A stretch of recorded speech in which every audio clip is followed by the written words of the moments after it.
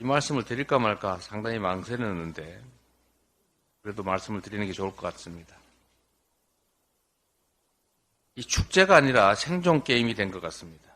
그리고 잼버리가 아니라 세계적인 걱정거리 대회가 됐다는 느낌이 듭니다. 이미 폭염은 예상됐던 것이고 이 문제는 많은 분들이 지적했던 것입니다.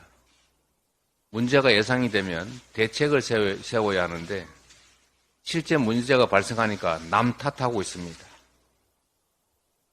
각국 대표단의 조기 퇴행이 따르고 급기야 성범죄 의혹 생기고 있는데 사건 축소만 급급한 것 같습니다. 동계 하계올림픽 그리고 월드컵을 성공적으로 개최한 우리 대한민국이 어쩌다가 이렇게 후진적 모습으로 세계인들의 조롱거리가 되고 말았는지 참으로 한탄스럽습니다. 국격이 더 이상 추락되지 않도록 정부가 총력 대응해야 합니다. 대회 운영을 책임질 수 있는 컨트롤 타워를 조속하게 실질적으로 구성하고 남은 일주일이라도 잼버리 대회를 잘 진행하기를 바랍니다. 무엇보다도 잼버리 대원들의 건강과 안전이 최우선입니다. 가용한 모든 정부 자원을 총동원하시길 바랍니다. 잼버리 대회는 박근혜 정부를 비롯해서 역대 정부가 추진했던 국제 행사입니다. 남 탓한다고 전임 정부 탓한다고 해결되지 않습니다.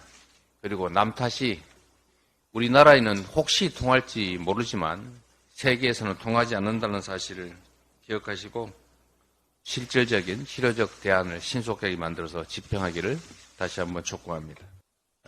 경제 상황이 계속 안 좋아지는 것 같습니다. 그 중에서도 제가 누차 말씀드리지만 부채 문제가 매우 심각한데 정부의 특별한 관심과 대책이 필요한 때입니다.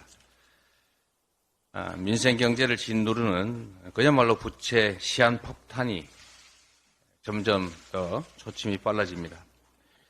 가계와 기업을 포함한 민간 부채가 이제 GDP의 224%, 무려 4,833조 원에 달한다고 합니다. 설상가상인데 정부의 가계대출 완화 정책 때문에 시중은행 가계대출 잔액이 3개월 연속 폭증한다고 합니다. 빚으로 살림을 이어나갈 수는 없습니다. 가계부채를 늘리는 방향으로 문제를 해결하려고 하니까 또 이런 문제가 생기고 있습니다. 131조 원에 달하는 부동산 PF 대출 연체율이 또 급격하게 늘어나고 있습니다.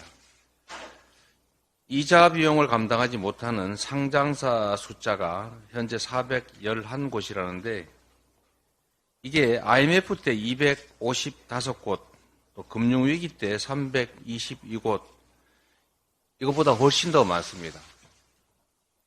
참으로 심각한 상황임을 알 수 있습니다.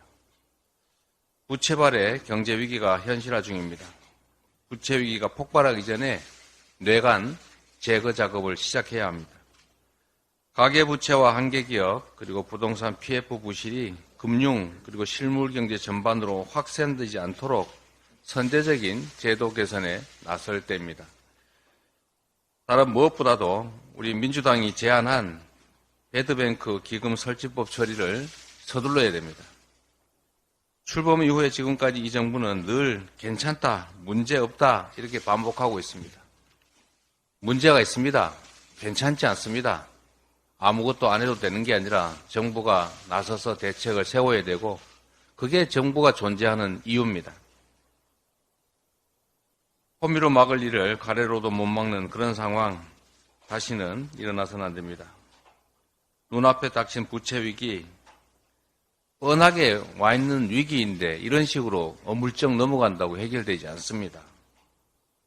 배드뱅크 기금 설치법의 조속한 통과에 힘을 모아주시기 부탁드립니다.